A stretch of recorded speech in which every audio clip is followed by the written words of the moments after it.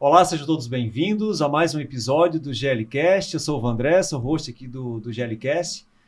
Hoje nós temos um convidado bastante especial, um assunto aí bastante interessante. Espero que vocês acompanhem até o final, porque realmente aí temos algumas coisinhas para tratar aqui.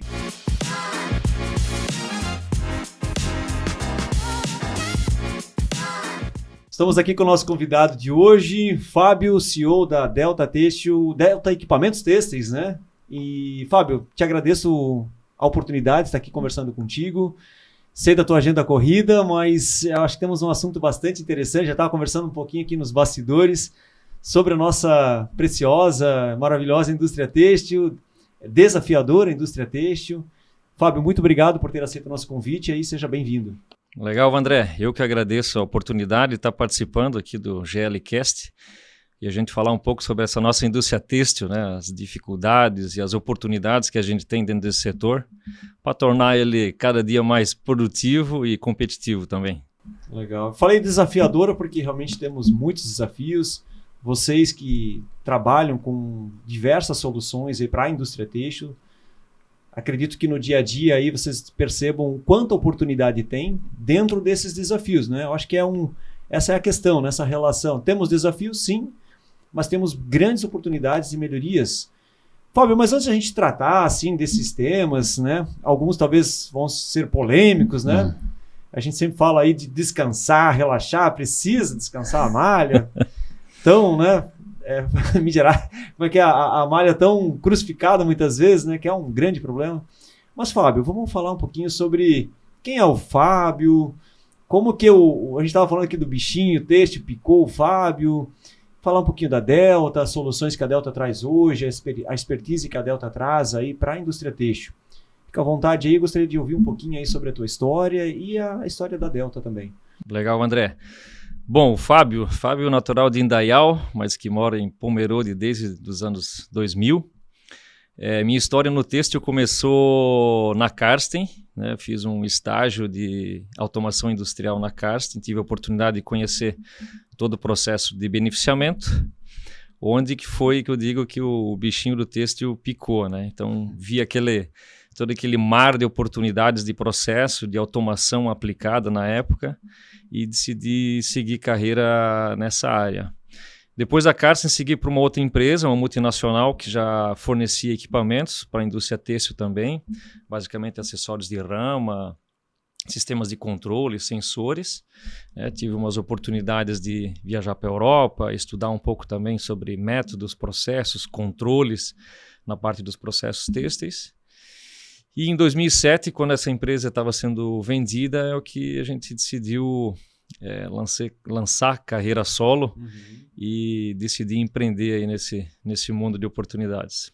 Com a ideia de entregar algumas soluções diferenciadas para o mercado, que não era só máquinas, mas nossa ideia sempre foi entregar um pouco mais de serviço, né? Então, como a gente entendia bastante dos processos, a ideia sempre foi entregar um processo chave na mão para o cliente, além da máquina, né? Então a gente fazia o diagnóstico, definia qual que é a melhor solução e entregava a chave na mão. O pacote completo aí, porque realmente às vezes não adianta entregar a máquina na mão do cliente e ele e aí eu faço, né, como é que funciona, né, o que eu tiro de melhor aí dessa máquina. Então é exatamente isso, né? Essa era a dor da época. A gente ouvia muitas lamentações do pessoal, muita maquinário era importado, né? Então a Europa como, vamos dizer assim, os pais das crianças, né, das tecnologias, e a gente percebia que faltava muito serviço, então as indústrias importavam esse maquinário, e aí era nesse modus operandi, assim, agora o que eu vou fazer com essa máquina, como eu vou extrair a maior eficiência dela, como eu opero, que assistência técnica eu vou ter. Então a gente foi mais ou menos trabalhando em cima dessa deficiência que o mercado tinha. E a Delta hoje, ela atende quais segmentos? Hoje iniciamos no beneficiamento, propriamente dito em torno da rama, na parte de acabamento, né? Depois migramos para a confecção, em seguida para a malharia, então na parte de revisão, embalagem de rolos. E agora estamos migrando nessa próxima etapa agora para a parte de fiação também. Então são esses segmentos. A gente busca atender fiação, BNF como um todo e a confecção como última etapa do processo. Legal. E isso tudo interessa bastante a gente. Porque, Fábio, você falou que tinha uma dor lá atrás, né, que era entregava uma máquina, aí dependia muito dessa assessoria, dessa consultoria, desse serviço. Mas hoje, né, olhando para essa expertise aí da Delta, você estava comentando aí nos bastidores, né, já recentemente ela vai fazer 19 anos, né, então em abril, se não me engano. Isso. 19 anos, né, de Delta. Quais são as dores de hoje, assim? Deixa eu botar um cenário aí, né? Considerando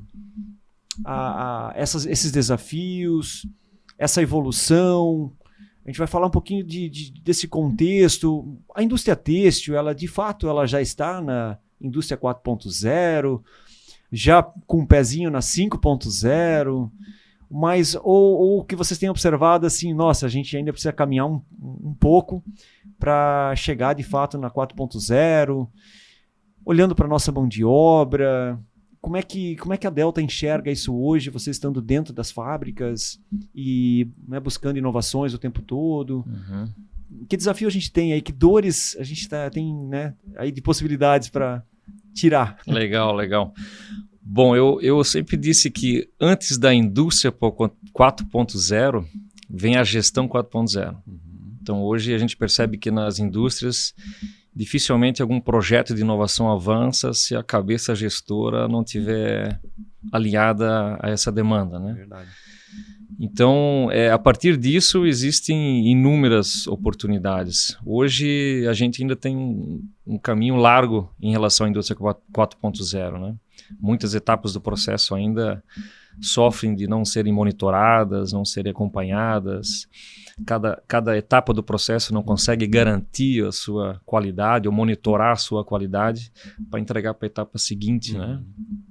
Costumo dizer que a indústria têxtil ainda como um todo, né, existem exceções, é óbvio, eu percebo que a cada ano essa régua vai aumentando, mas ainda a gente está muito num frenesi, né, um frenesi de eu tenho que entregar hoje, eu tenho que entregar essa semana, e ainda o quesito como eu vou fazer isso e a qual custo ainda fica em segundo plano, né? Sim. E aí que a gente enxerga que a indústria 4.0, o maquinário, a gestão entra para ajudar nesse sentido, né? Então, quanto que eu produzi hoje, qual foi a qualidade, tive segunda qualidade, quais foram os motivos, qual foi a máquina, qual foi a etapa do processo, qual foi o turno, por exemplo, que me produziu essa má qualidade, né? Ou que perdi eficiência eventualmente, enfim. Uma coleta de dados em chão de fábrica para que a gente consiga, de fato, aumentar a régua da produtividade, né?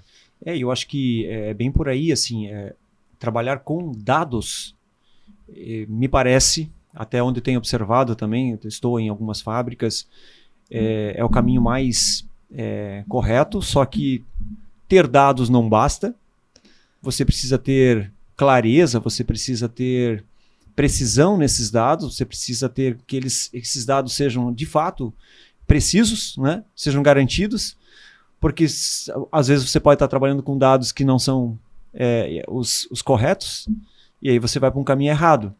Então, hoje, a indústria, não só a têxtil, mas, de certa forma, olhando para a indústria 4.0, trabalhar com dados, você ainda depende, muitas vezes, de pessoas que estejam qualificadas para observar, né, analisar esses dados, a partir desses dados tomar decisões, mas com equipamento, com tecnologia, fica tudo mais fácil do que ainda numa prancheta, num lápis, tentando trabalhar esses dados, porque são muitos hoje.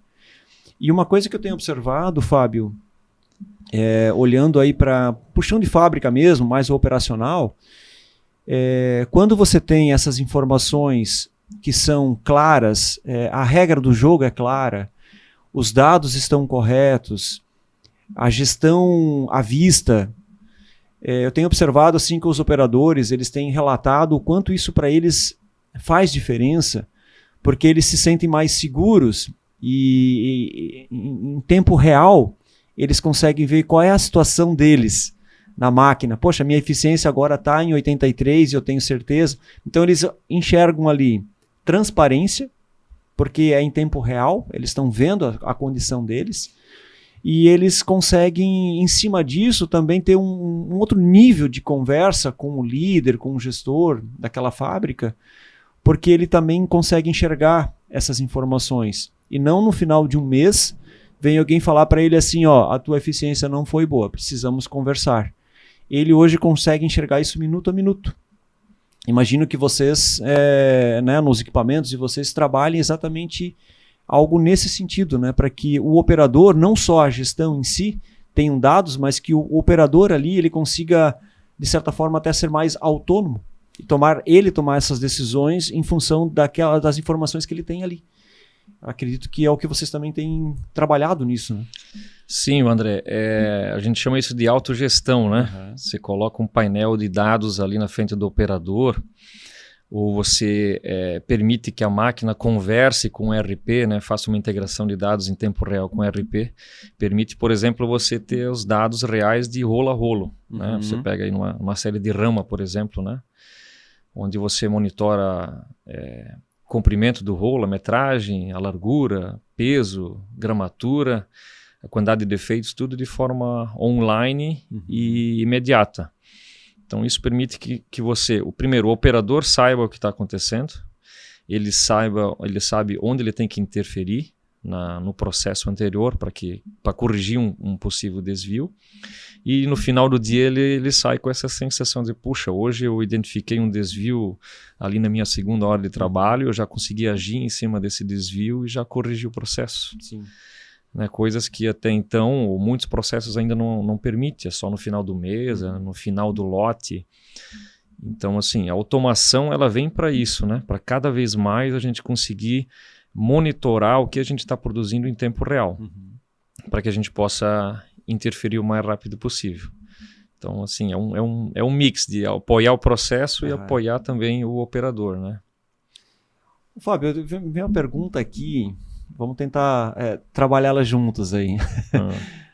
O que hoje, né, na visão da Delta, de vocês, diferencia, vamos pegar um setor, vamos pegar a malharia, né? Uma malharia comum, uma malharia que trabalha num sistema tradicional, na prancheta, sem pouca visão de dados, para uma malharia moderna, né, que ela tem tecnologia, já lá no próprio tear, monitorar o que acontece ali em tempo real. Hoje existem vários dispositivos, né, que são colocados num tear, um detector ali se quebrou a agulha, um sistema que detecta se tem algum defeito passando na malha ali em tempo real também, sistemas que monitoram a produção, as paradas, isso tudo integrado à saída da malharia. Então, vocês trabalham a parte ali de revisão, né, das malhas. E a malharia que não tem isso, será que ela tem a condição de brigar? Ela chega a ser competitiva? Ou ela entrega, né, consegue entregar a quantidade, a qualidade de uma malharia que está investindo realmente em tecnologia? Então esse comparativo, uma malharia chamada de comum com a malharia moderna que tem, né, buscado essas tecnologias. Vocês que estão, né, no chão de fábrica trazendo essa solução, como é que, né, a gente consegue comparar essas duas malharias? André, eu diria que a primeira palavra seria competitividade, né? A qual custo? Sim. Né? O que é competitividade? É você conseguir entregar o teu produto com um padrão de qualidade que te dê resultado. Então, assim, uma empresa que investe em tecnologia, controla seus processos, ela consegue ter previsibilidade e consegue ter a qualidade na etapa final do processo. Uma empresa que não investe em tecnologia, ela consegue fazer. A pergunta é a qual custo? Então, normalmente, ela até consegue entregar no prazo, vamos supor assim, né? Tomando como exemplo um pedido, né? Você garante o prazo, mas você não consegue garantir o padrão de qualidade. E outra é você normalmente não consegue garantir o custo. Porque a pergunta é no final do mês, né? Qual foi o tear que mais produziu, né? Uhum. Qual foi o turno que mais produziu, né? Qual foi o lote que eu mais tive melhor eficiência, né? O que aconteceu com a minha produção? Uhum. Então, assim, você normalmente chega no final do mês, você chega meio cego. Eu costumo dizer, como na revisão, né? Uma revisão onde você só tem uma mesa com luz, vamos dizer assim, onde você qualifica do tipo, essa vai, essa não vai, essa vai, essa não vai. E quando você chega no final do mês, diz, de toda essa qualificação que você fez, quais são os dados que você tem? Uhum. Dados? Como assim dados, né? Não, dados, você rejeitou várias coisas, mas foi de qual lote, qual artigo, qual mescla, enfim. Quais são os dados? Isso eu não tenho, eu só sei que deu 1.000 quilos lá de refúgio, né? Uhum. Então, assim, e quando você investe em tecnologia e controle, padronização de processo, controle de qualidade, você tem essas informações no final do mês para quê? Para uma melhoria contínua. Uhum. Então, assim, de novo, não é que a automação vai te garantir uma produção 100% de qualidade, mas ela vai te permitir iniciar um trabalho e continuar uma melhoria contínua. Uhum. Né? Então, toda semana, todo dia, o que aconteceu? Puxa, o tal tear ali começou a reduzir o desempenho, começou a gerar muito furo. Por que gera furo? Não sei, um desgaste na agulha, alguma coisa em alguma outra particularidade, a tensão do fio está muito alta, enfim, é o fio, né? Enfim, você tem essas informações aí para você tomar ação, né? Quanto mais rápido ela for, menor o impacto no final do mês, né? Então você imagina você produzir um mês todo para daí você tomar uma decisão. Não, hoje a indústria precisa tomar a decisão de imediato, né? De um dia para o outro já é tarde, né? Como diz, né? Então pega uma selha de rama, por exemplo, vamos para o BNF. Você inicia um lote lá com 10 rolos, imagina você processar todos eles para você ter informação se a largura variou, se a gramatura está de acordo. Você perdeu o lote todo, é capaz de você ter que, ao invés de só ajustar a máquina já a partir do primeiro, segundo rolo, você ter que reprocessar o lote todo. Né? Então, olha o impacto que gera isso no chão de fábrica e nos resultados. Né? Eu tenho perguntado algumas falar da malharia, pegar um dos defeitos, porque são vários que acontecem dentro de uma malharia, mas pegar furo, por exemplo, né? Furo na malha. Aí quantos furos são permitidos por rolo? E é difícil porque também tem rolo de tudo que é tamanho, tudo que é peso. Tem 17, tem de 20, tem de 30, tem de 40. Então dizer que é por rolo é complicado, porque 2 em 17 e 2 em 40 quilos é bem diferente. Mas, então por quilo? Vai lá, a gente faz rolo aqui de 20 quilos, então é 5 furos por rolo. É muito? É pouco? Então a gente sempre questiona. O meu cliente aceita 5, então tá tudo certo. Não, meu cliente aceita 1, então tá fora. Você vai meio que medindo pelo que o teu cliente muitas vezes ele exige, né? É aquele nível, tolera. Então é 1, é 5. Agora a pergunta que às vezes eu faço é assim, vamos dizer que seja só 1, então. Mas é 1 em todo o rolo? Toda a peça pode 1? Porque daí me parece também que é bastante.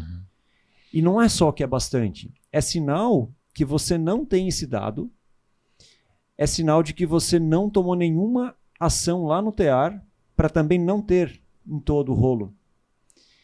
E às vezes você tendo um sistema integrado, onde ele tem esse dado, pegar lá na revisão, que está vindo agora o terceiro rolo daquele tear 15, da mesma malha, com o mesmo lote de fio, é tudo igual. Está vindo o terceiro rolo, também com furo. Não importa se é 1, se é 2. Ele está vindo com o mesmo defeito. Isso é sinal que não foi feito nada lá na máquina ainda. E às vezes você tem um sistema que ele é tão integrado que ele já meio que trava. Parou? Para. Vai lá e olha a máquina. Então é um pouco disso, né, Fábio? Quando você tem realmente dados, os sistemas eles estão integrados e você trabalha, toma essa ação rápida.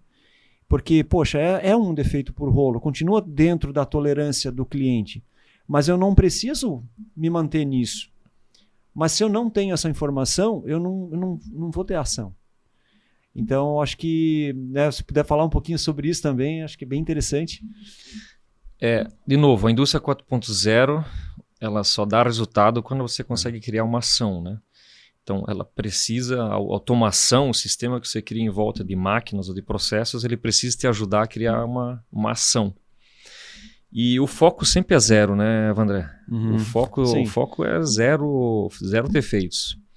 Então, às vezes é uma pegadinha você achar que, mas o mercado aceita 4 furos aí por rolo, às vezes é uma pegadinha, né? Porque quando o concorrente entregar 3, você vai ter um baita de um problema, né? E o maior problema ainda é a recorrência do problema. Então, assim, a falta, você não tem um sistema, você não monitora, e às vezes é só uma manutençãozinha lá no tear, você iria eliminar aquele 1 furo por rolo em todo o teu mês de produção. Então, quando você não consegue enxergar isso, você não age realmente. E aí você toma como uma verdade, dizendo, não, um defeito por rolo para mim tá bom, 4 defeitos por rolo tá bom, e que na verdade não tá. Então, assim, hoje a automação, de novo, da máquina, do sistema de gestão, integração de dados, ela é uma ferramenta muito estratégica para o negócio. Né? Ela precisa ajudar ali no dia a dia você reduzir teu índice de segunda qualidade e criar uma ação efetiva para resolver os problemas. A automação é isso, ela precisa gerar esse nível de impacto. Sim, perfeito. E voltando aí para as soluções da Delta, vocês trabalham, não entregam uma máquina, vamos lá, como é que eu posso explicar? Uma máquina, é essa máquina que eu tenho e acabou. Vocês acabam muitas vezes personalizando essa máquina ou adaptando conforme o processo daquela malharia, daquela revisão que eles têm lá. Até porque tem diversas saídas de malha, pesos, enrolo, enfraudada, malha aberta, malha dupla, malha mono, malha que tem que revisar o avesso, malha que tem que revisar os 2 lados. Então, acho que é difícil ter um único modelo de máquina que atenda a tudo isso, né? Então, acho que acabam também tendo que adaptar muitas vezes ao que o cliente, ou as variáveis que ele tem ali de tipo de malha para revisar. Acho que para a gente se manter ainda nessa parte da revisão ali, que é um ponto bastante interessante. A gente foca muito no processo, na verdade, né? Cada demanda de cliente é tratada com foco ali no processo em si. Então, é menos máquina e mais processo. Então, às vezes, o standard, o núcleo da máquina, ele é de uma certa forma padrão, mas entrada, saída dela tem que ser adaptada ou personalizada de acordo com a realidade de cada cliente, né? Costumo dizer que a gente precisa, o fabricante de máquina, ele tem que saber que cada cliente vive um momento da sua jornada de negócio, né? Então, a gente precisa se adaptar a isso para poder atender a demanda de todos ou da maioria, né? Sim. Então, esse é o nosso modus operandi hoje. A gente costuma ir no cliente, mapear o processo, entender o que é a principal dor dele, o que está causando gargalos.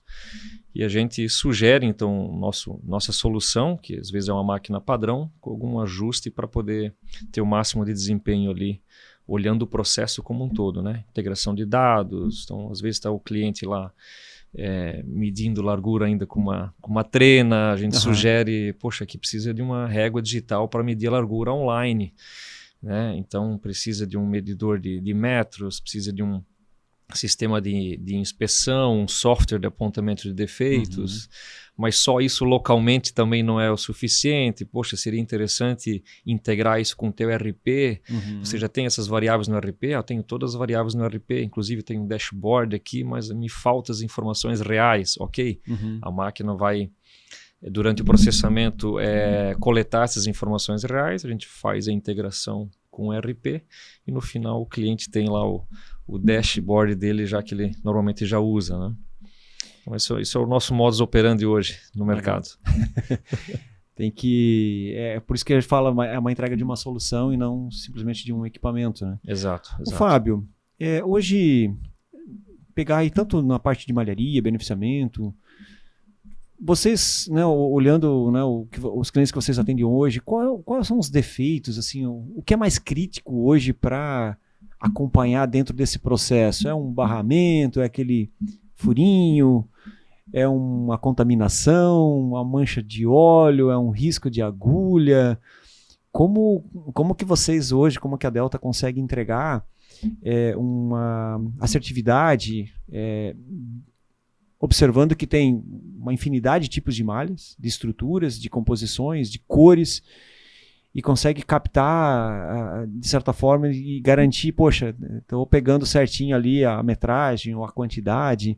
Como é que é feito isso hoje? Quais são os defeitos mais críticos hoje para pegar no processo? Uhum. Vamos lá, inspeção, né? Então, o conceito de inspeção que a Delta utiliza hoje. Primeiro, na parte física, né? Parte física do rolo para rolo. Primeiro, a ideia é que a máquina precise ser toda sincronizada e que o rolo saia melhor do que ele entrou. Vamos supor assim, no quesito bobinamento, tensionamento, alinhamento do rolo. E depois vem a parte da inspeção, encontrar os defeitos físicos, como que faz isso, né? Então, lá atrás, dependia 100% do operador. Mas que eu digo 100%. Conferir a metragem, conferir a largura, eventualmente, identificar os defeitos, anotar numa prancheta, para depois poder, eventualmente, caminhar com essas informações para um sistema de gestão, né? Então, a máquina ela tem que ser toda sincronizada e hoje ela vem com um sistema de medição de metragem, largura e um sistema de apontamento de defeitos. Por que eu digo isso? Porque muitas vezes, André, o problema de não enxergar o defeito não é que o defeito não seja visível. Hoje nós temos a dificuldade na inspeção, que é a parte operacional. Você concorda que é um processo bem cansativo, né? Para o olho humano, né? Para o olho humano. Então, e até meio sem vergonha às vezes, porque às vezes o operador está lá aquela meia hora 100% concentrado e quando ele olha para o lado para dizer bom dia para o colega, que passa aquele defeito grotesco. Então, hoje a gente conversa com a indústria. Então, o que é o erro mais complexo? O que a indústria não aceita? Primeiro são os erros grotescos. Né? Então eu digo sempre cliente e fornecedor, se passou aquele defeito mínimo ali que quase imperceptível para o olho, você ainda tem um argumento para o cliente dizer, poxa, você concorda que a gente está vendo esse defeito aqui agora, mas é porque a gente tirou uma amostra, botou numa mesa com luz, esticou a malha, puxou e aí apareceu. Né? Ali a 20 metros por minuto numa máquina, você concorda que é difícil de enxergar. E normalmente o cliente diz, faz sentido. Sim. Mas esse nem é o problema grotesco hoje da indústria. O problema grotesco são os defeitos grandes que passam. E é por essa dificuldade operacional. O que a gente vem desenvolvendo nesses últimos tempos? É a gente automatizar essa parte da inspeção. Né? Utilizar câmeras, né? E a inteligência artificial para apoiar o operador nesse sentido. Então, hoje, já existe tecnologia hoje que você não deixa mais passar os erros grotescos. Sim. Então, uma mancha de óleo, um fio puxado, um furo, enfim, esse tipo de defeito hoje já existe a tecnologia que não deixa mais passar. Os próximos defeitos mais complexos, barramento, depende do nível do barramento, é mais complexo, né? Mas hoje são todos os defeitos esses que a gente identifica no mercado. Barramento é um deles, furo é outro, mancha de óleo, no caso de acabado já a tonalidade, alguma coisa também, né? É o que a gente encontra no mercado todos os dias. Fábio, uma pergunta em cima disso, uma curiosidade. No caso de calibrar, vamos chamar assim, né, esse equipamento, essa câmera, para ela detectar, né, esses defeitos, isso é um banco de dados de cliente a cliente ou é um banco de dados padrão? Eu imagino que seja cliente a cliente em função dos tipos de malhas.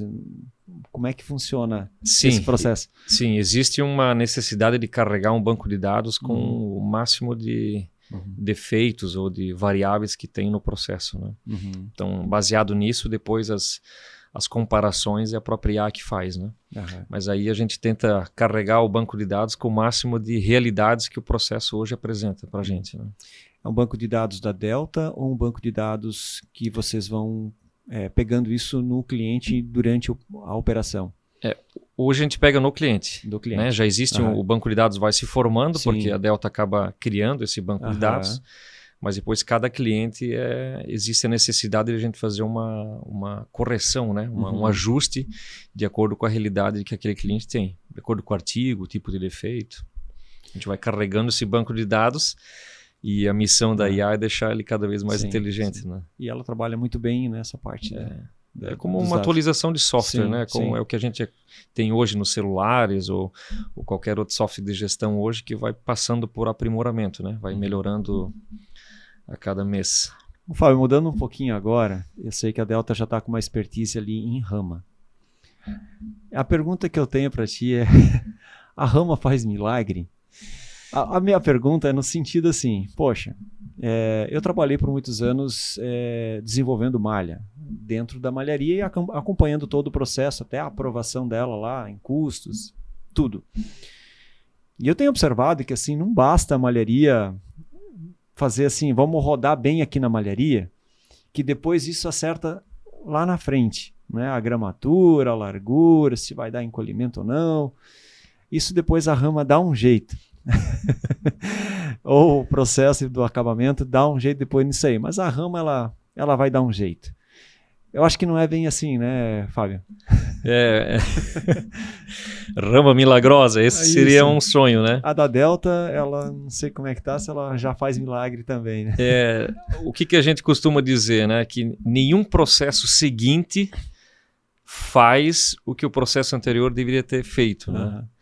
Então, isso é um controle de processo, né? Cada etapa de processo, André, é responsável por uma entrega. Né? Então, começa ali, costumo dizer, desde da colheita do algodão, ele precisa entregar um padrão de pluma ali para o próximo processo, que é o descaroçamento, enfim. E assim por diante. A fiação tem que entregar um padrão aceitável, mínimo de fio para a malharia tem que entregar um padrão por beneficiamento e assim por diante. Toda vez que a gente deixar ou pensar que o processo seguinte vai resolver, vai dar conta das variáveis que o processo anterior é responsável, a gente vai ter problema, né? Então a Rama em si, ela é responsável por, de fato, fazer o acabamento da malha, né? Da estabilidade dimensional, enfim, mas é isso que ela tem que fazer. Então, se a malharia não entregou a estrutura adequada para você chegar numa determinada largura, com uma certa estabilidade, a Rama não vai fazer isso, né? Então a Rama é responsável por dar toque, dar estabilidade dimensional, desde que a estrutura lá na malharia esteja apta para isso. Ela, né? já dá a condição favorável para... Comento isso porque às vezes a gente percebe que na malharia você tem um padrão ali de largura que você faz, e depois lá no acabamento se tenta fazer N larguras com aquela mesma estrutura. E aí quando você vai para larguras mais largas, o mercado reclama, poxa, mas engraçado que essa mesma malha, para eu tirar 1,40, 1,50, ela ficou bem estável. Agora, as que eu tirei com 1,80, 1,90 ficaram muito instáveis. E normalmente é isso que acontece, né? Uma mesma estrutura na malharia tenta-se fazer N larguras ali de malha no acabamento. Isso normalmente não dá certo. Não, é perfeito, porque assim, eu tenho considerado essa questão, porque a malharia, muitas vezes ela relaxa, entre aspas, né? Porque ela muitas vezes busca somente aprovar a malha ali nas melhores condições para ela rodar. Mas às vezes a melhor condição para ela rodar é de fato abrir o ponto, né? Deixar a malha com uma densidade menor, o fio com uma tensão menor, uma laçada maior para facilitar ali o trabalho da agulha, e isso é a condição boa para a malharia. Mas a gente sabe, ou né, tende a não garantir que, poxa, meu cliente está pedindo com tal gramatura, largura, e eu não vou conseguir porque, de fato, a Rama ela não vai chegar nesses parâmetros em função do que eu estou fazendo aqui. Muitas vezes eu nem escolhi o fio certo. Eu vou querer uma malha mais pesada, mas eu não estou nem trabalhando o fio correto. Então são escolhas que a gente fez ali atrás que realmente não vão dar a condição para a Rama. Mas tem uma etapa ainda que é a etapa de desenvolvimento da malha, aonde se faz muitas vezes um volume pequeno. E aí a Rama, né, para muitos que talvez estão pensando, não é uma máquina de 3, 4 metros. É uma máquina maior do que isso, né? 30 Exato. metros, 40 metros. 40 metros. 40 metros. E fazer um rolinho de 15 quilos, 10 quilos, 20 quilos muitas vezes, o rolo está todo dentro da rama, você não tem mais nem a ponta inicial e final, acabou a malha, não tem mais o que ajustar. E eu tenho pego malharias que têm aprovado muitas vezes amostras, aprovou a malha em cima de um lote muito pequeno. Que aí, de novo, por isso que a pergunta, né, se a rama faz milagre, inclusive nessa hora, né, do desenvolvimento, e o engenheiro ali ele tem que aprovar, o técnico tem que aprovar aquela malha em cima de uma condição que não é a real depois, né? Vocês devem ter pego muita coisa nesse sentido também.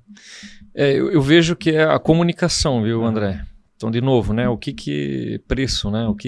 A qual custo, né?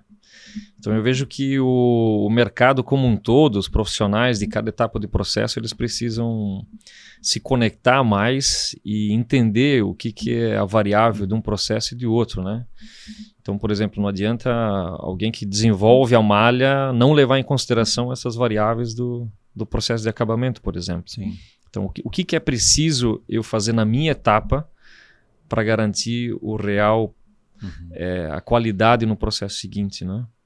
Então, hoje eu vejo que existe um gap entre, né, as malharias, e os benefícios e as confecções. Eu costumo dizer que existe muitas vezes, André, um abismo entre esses processos. E né? tem mesmo. Existe um abismo entre esses processos. E os profissionais precisam conectar isso de uma forma melhor, isso de uma forma mais transparente. Os setores, eles não trabalham independentes. São, de fato, independentes, mas eles estão interconectados. Sim. Né? Então, se eu desenvolver uma malha aqui só baseado nas minhas premissas de malharia, eventualmente eu posso ter muito problema depois na etapa seguinte, que é o acabamento, e ainda não chega o que é para chegar lá na confecção, que é o principal interessado, não chega para ele aquele rolo bonito, com aquela estabilidade de encolhimento, com aquela retração programada. Né? Ô, Fábio, é tranquilo, vamos dizer assim, hoje as tolerâncias, até por questões de normas, mas a gente conhece que tem malhas e malhas, né?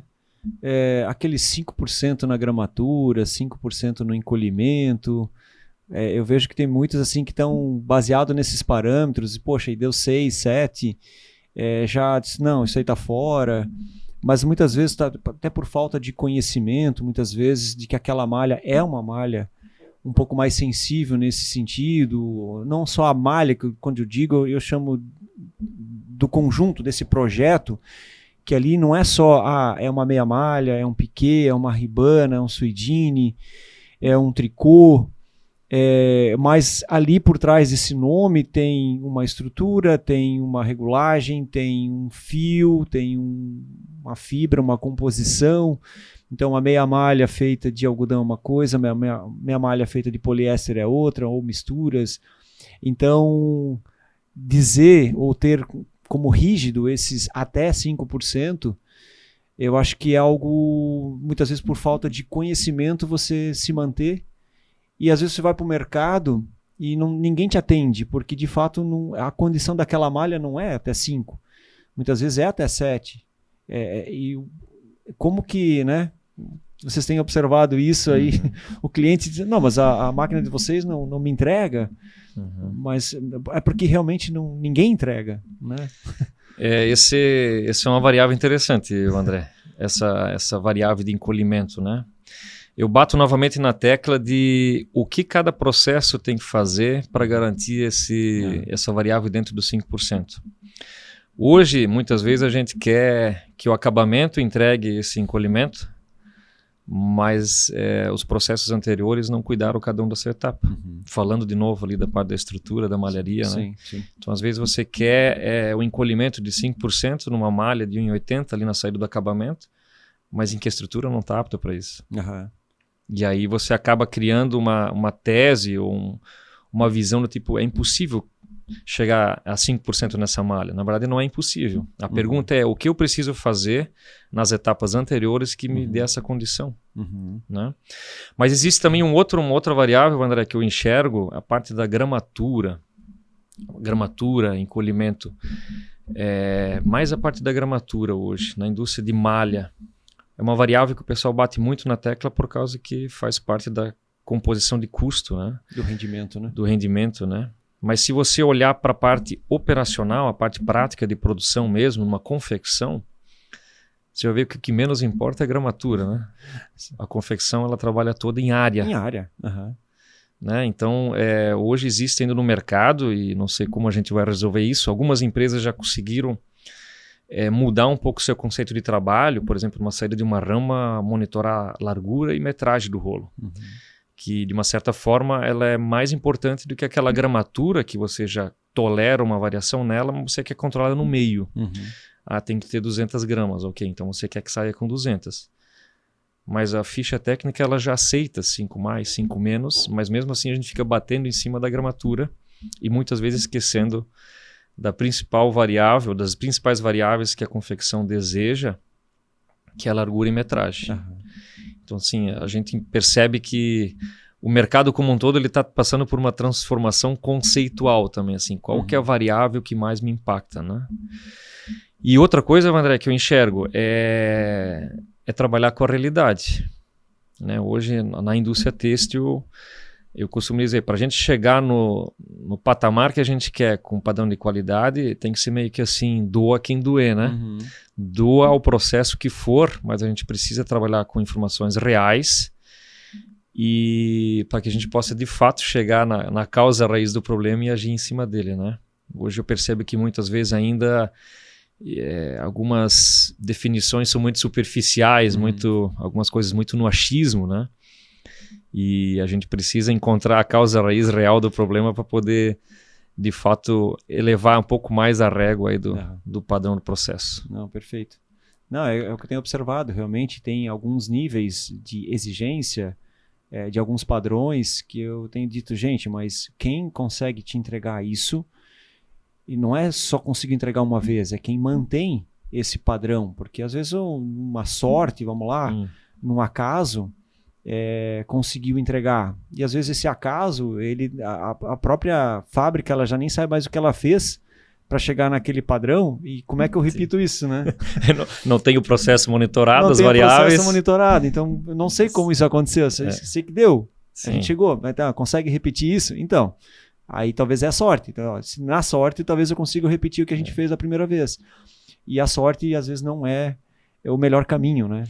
Não é bom contar com a sorte, né? Eu prefiro a gente mapear os processos, automatizar eles, né? Bater nessa tecla, né? Você monitorar a tua etapa do processo para ver qual foi a variável que saiu fora ali para que te deu impacto eventualmente nos processos seguintes, né? Então, conseguir chegar no encolhimento de 5%, agora fugiu para 8%, mas qual que foi a variável, né? Então, foi um lote de fio que eu mudei, passei o mesmo artigo num tear diferente. Sim. Eventualmente, né? Então, isso também, a padronização, né? O sequenciamento de máquina, às vezes, né? Poxa, passei numa rama diferente, né? O fio é o mesmo lote, o tear é o mesmo, mas eu passei numa rama diferente. Opa, será que tem algum ajuste que dependia do operador? Poxa, sempre essa rama aqui em tal turno me entrega certinho, né? A outra rama lá no outro turno não me entrega. Então, qual é a variável que causa esse defeito e como ela está sendo monitorada no dia a dia? Sim. É o que a gente bate na tecla da automação de processo, que ela vem para isso, né? Para a gente buscar reduzir a interferência do operador ali na etapa do processo, né? Legal. Fábio, acho que a gente vai relaxar um pouquinho agora, vamos descansar. O tema é esse. Até agora foi muito tenso, né? A malharia esticou, puxou, a rama também, todo mundo teve que dar uma tensionada ali para sair aquele rolo de malha lá no final. Mas esse rolo agora ele vai para a confecção. Mas nós temos aqui na GL Têxtil uma imersão chamada Fundamentos da Indústria Têxtil. Então são diversos profissionais, diversas áreas. Mais uma pergunta que sempre vem. Precisa relaxar, precisa descansar a malha antes? Aí essa pergunta eu vou fazer, né, para o Fábio da Delta. Porque a gente sabe que sim, durante o processo, a malha ela sofre diversas tensões. e ela chega lá ao final do processo, tendo que ser enrolada, isso também tem uma tensão ali. Mas como que a Delta trata essa questão hoje? Vocês devem escutar também essa pergunta, e qual é a solução que a Delta traz para que de fato a gente tenha essa malha entregue da forma mais adequada possível para não ter as diferenças depois de tamanhos, e, enfim. Se puder falar um pouquinho para a gente sobre essa parte da relaxadeira, descansa, não descansa, é uma pergunta que vem frequente para nós. Hein? Legal. É o terror da confecção, né? Você receber rolos de malha de N fornecedores, diferentes lotes, mas você precisa do mesmo padrão ali na tua mesa de infesto, né? Antes do corte. Então a missão do descanso, a missão do relaxamento, André, é nada mais, nada menos do que você ter tua malha estabilizada ali antes do corte, né? Então o sonho de todo mundo é de ter na malha o que acontece no plano. O tecido plano, você infesta ele, você corta ali um molde de 50 por 50, ele fica parado daquele jeito e não se mexe, não retrai. E é basicamente o que nós fizemos com a nossa relaxadeira, entregar essa situação, porém na malha, que todo mundo sabe que é viva, né? Então, até, Fábio, só aproveitando que tu trouxe aqui um termo, acho que é bastante interessante, porque existe uma diferença entre o que é retração e o que é encolhimento, inclusive, que é, às vezes o pessoal confunde. Né? Trata tudo a mesma coisa. Né? Trata tudo a mesma coisa. É o que mais acontece na indústria hoje, né? O pessoal corta, infesta, corta, costura e depois a peça está com a medida totalmente em desacordo. Quando a gente vai checar o processo, e o pessoal comenta, encolheu. O encolhimento está muito alto aqui, não está legal. E quando a gente normalmente acompanha o processo, vê que a metade daquele valor é retração. Ou seja, é o excesso de tensionamento que tinha no rolo nos processos de acabamento, né? Que é normal, né? Passa pela rama, é secado, sofre com alta temperatura e depois normalmente gera um pouco de tensão ali para sair o rolo bonitinho, compacto, né? Então não misturar. Retração é o efeito que quando você solta o rolo, vamos supor, em cima de uma mesa, você percebe que a malha vai buscando a sua forma inicial, sem tensionamento, ela vai retraindo. E encolhimento é quando você submete a uma lavação, né? Coloca ela na água ali, é o tanto que ela encolhe. Água, calor. Né? Água, calor, né? Algum processo assim, né? Então hoje, o que precisa ser relaxado? Meu ponto de vista é que tudo deveria ser relaxado. De novo, por quê? Padronização de processo. Tudo que você não padroniza, você conta com a sorte. Tivemos N cases nesse formato, onde aplicamos uma relaxadeira num processo e o cliente decidiu, poxa, eu vou relaxar só o que é mais complexo. Mas o mais complexo para aquele momento, até naquele momento. E começou a se rodar o processo, o que passava na relaxadeira, você infestava, cortava, mantia ali a estabilidade, você costurava e a peça saía legal. E o que você não relaxava, um lote saía legal, o outro não saía legal. Então, de novo, dentro da área industrial, eu defendo a padronização do processo. Então, relaxa tudo. Coloca o processo de relaxamento dentro da tua ficha técnica, dentro do teu custo, e padroniza. Aí você não vai ter segredo. Sim. Não vai ter segredo, não vai ter reprocesso. Né? Cheguei outro dia num cliente em que tinha uma pilha de peça cortada e o pessoal estava meio nervoso. Né? Eu perguntei, o que aconteceu aqui? E ele falou, pois é, a gente era um lote que normalmente não... Era um artigo que normalmente não dava problema e a gente acabou decidindo não relaxar. Chegou em cima do laço, a gente passou ali direto, infestamos, cortamos e agora está aqui o BO instaurado. Então essas são as pegadinhas que a gente percebe no dia a dia, né? Então, de novo, você não quer ter problemas, não quer ter surpresas e não quer contar com a sorte, padronize o processo. Aí você vai ter bons resultados. Até porque é importante que, além da questão de saber, não, eu preciso então relaxar essa malha. E, de novo, né, olhando para os vários tipos de malhas que tem, várias estruturas, várias condições, é importante também que eles tenham a expertise, né, o conhecimento de saber que, de repente, uma malha com elastano um moletom, um tricô, uma poliamida, cada uma também vai ter a sua condição de relaxar. Então, às vezes trata tudo igual, é só deixar ali 24 horas, é tudo igual, número de camadas, enfim. E isso também gera dores de cabeça depois, porque não é tudo igual. Então, quando você tem um equipamento que te possibilite, inclusive, tratar diferentes coisas diferentes, né, aí você tem, de fato, uma padronização, não do processo geral, mas uma padronização malha a malha, né? Aí você gera a condição perfeita. Sim. Hoje, o que é o processo convencional que vinha se usando até o momento e ainda a indústria utiliza? É você fazer o descanso. Você pega a malha, fralda ela num cantinho da empresa ou infesta ela na mesa de infesto e deixa ela 24 horas, 48 horas, até 72 horas, depende da indicação do fornecedor.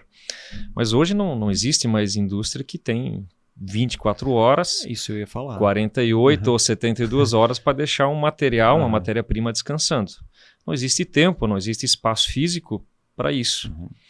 E aí começa a se criar várias medidas paliativas, Vandré. Então, por exemplo, você começa a descansar a malha fraldada, mas você tem uma máquina de infesto de última geração. A malha está fraldada ali, não está em rolo, você perde eficiência depois no infesto, né? O que acontece também? O pessoal começa a reduzir comprimento de infesto e começa a reduzir a quantidade de camadas para mais ou menos conseguir tirar o melhor proveito daquela condição convencional. O que a relaxadeira faz? O que um processo automatizado faz? Independente do lote do artigo, a missão da relaxadeira com automação, através de receitas, tem como missão deixar todas elas iguais na saída. Então, você pode processar um piquê, um cotton, uma poliamida, uma viscose, de N fornecedores, de N lotes. A missão é que quando sai todos eles iguais. Com a missão de infestar o máximo de comprimento possível, com o máximo de camadas que a máquina de corte me permite, sem gerar retração após o corte. É isso que a gente entrega hoje. Sim. Já tivemos situações em que a gente conseguiu dobrar o número de camadas. Então o pessoal tinha reduzido para 30 camadas, porque ali que se mostrava um pouco mais eficiente o método convencional, a gente conseguiu elevar para 60 camadas. Então você imagina, no mesmo corte, você cortar 30 peças ou você cortar 60 peças. Dobrou a produtividade ali naquela mesma máquina. Então é isso que a gente entrega hoje para a confecção, né? Saindo do método convencional, descansando para um método automatizado, que eu costumo dizer que é o relaxamento. A máquina que relaxa de rolo para rolo.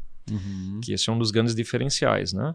Você coloca o rolinho que está lá no estoque, de acordo com a ordem de corte, tira os 10 rolinhos do estoque, coloca na entrada da relaxadeira.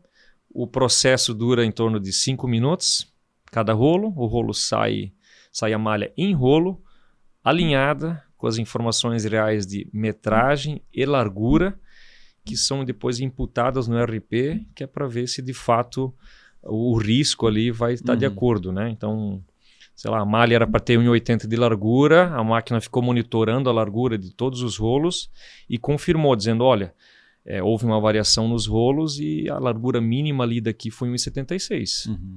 Então, se você quiser de fato aproveitar todo um risco, todo o material, ou o teu risco está dentro dos 1,76, ou você vai ter camadas que vai faltar material. Então, esse é o processo, né?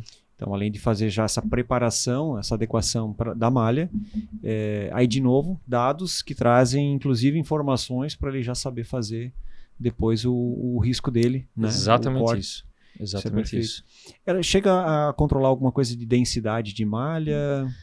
Não.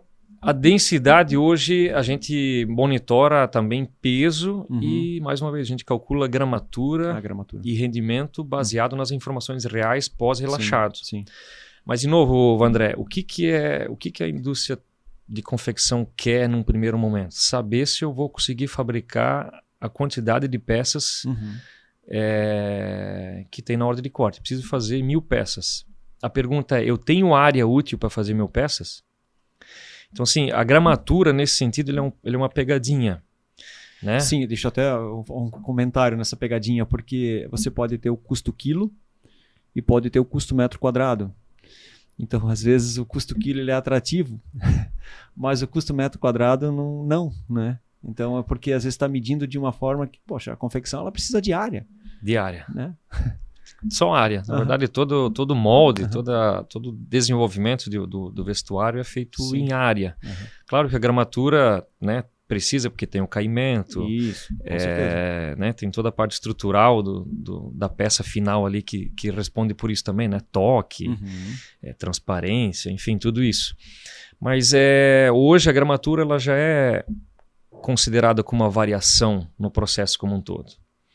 Então hoje eu costumo dizer para o cliente, o que é mais importante você saber de um rolo hoje? Que ele pesa 20 quilos ou que ele tem 100 metros quadrados de área útil utilizável nele? Hoje, para o processo produtivo, o mais importante é você saber a área dele e não o peso. Porque assim, o peso, como você já tem uma tolerância de mais e menos, se a gramatura sempre fosse mais baixa, você diria que ia sobrar material, mas muitas vezes não é a realidade. A área quadrada é a mesma. Se a gramatura te entregar mais alta, você diria que vai faltar área, e muitas vezes não é a realidade. Eu costumo pegar como exemplo, André, um rolo de tecido plano, por exemplo.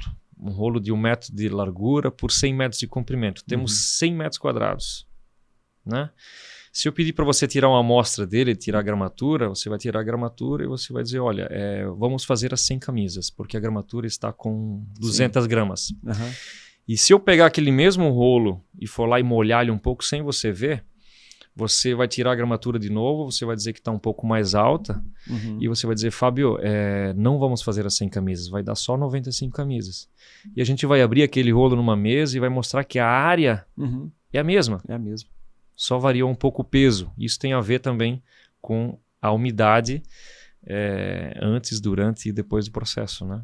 Bom, então, a umidade já seria mais um podcast aqui só falando sobre umidade durante toda a cadeia têxtil, né? Que ela realmente tem um impacto bastante expressivo, não só na questão do peso, mas até no próprio processo em si. Algumas máquinas trabalham melhor com mais ou menos umidade, né? Então, seria um outro... Sim, mais um tema bastante extenso, né? Então, enfim, o relaxamento, de novo, ele precisa acontecer para você ter um máximo de eficiência no teu processo de corte depois, infesto e corte. Né? O infesto ele precisa receber a malha em rolo, relaxada, com as informações reais, para que ela tenha o máximo de desempenho. Então, uma infestadeira hoje, a maioria investe em máquinas automatizadas. Para quê? Para você poder botar o rolo, definir o tamanho, o comprimento do infesto, a quantidade de camadas, você liga a máquina e ela tem que trabalhar sozinha. Então, se você recebe a matéria-prima para isso, ela executa o trabalho. Se você não recebe a matéria-prima de acordo, aí começam as interferências operacionais. Né? Você tem que reduzir a velocidade, o operador tem que ficar puxando a malha, ajustando, tirando o vinco, enfim. Então, de novo, né?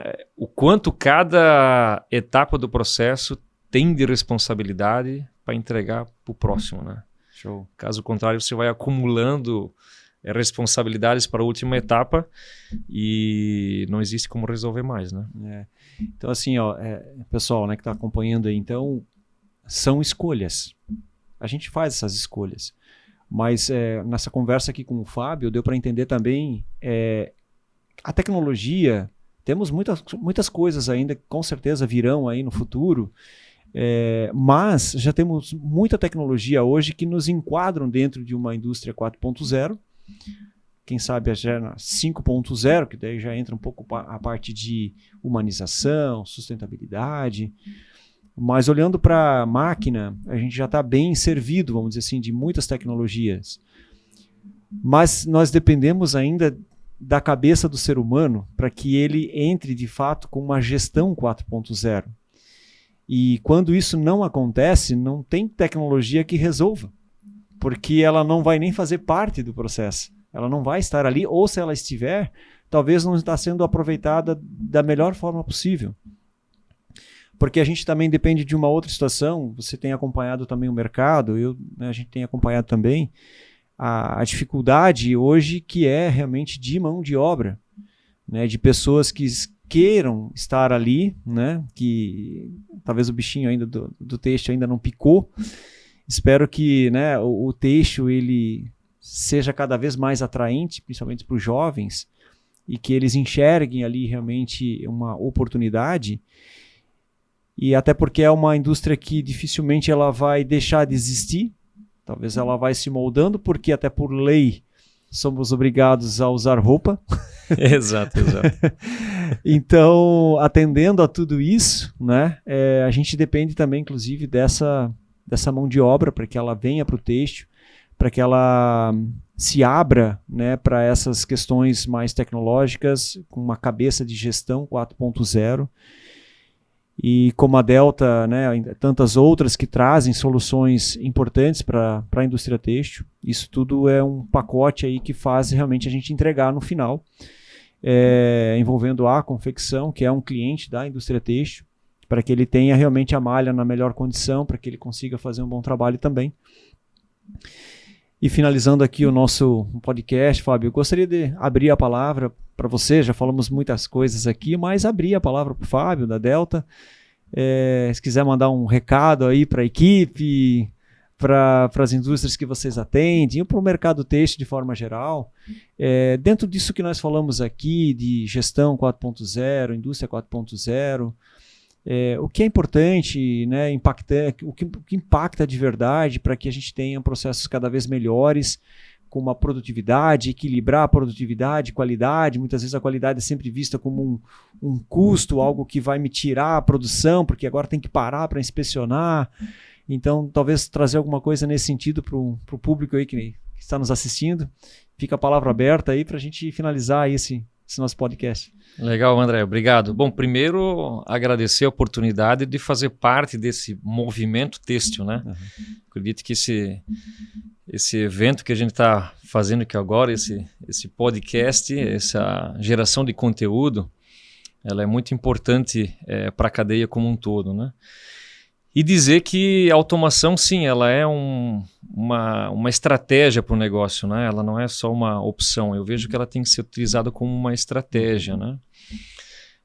A qualidade, André, a qualidade ela é basicamente a variável que vai te manter no mercado a médio e longo prazo, né?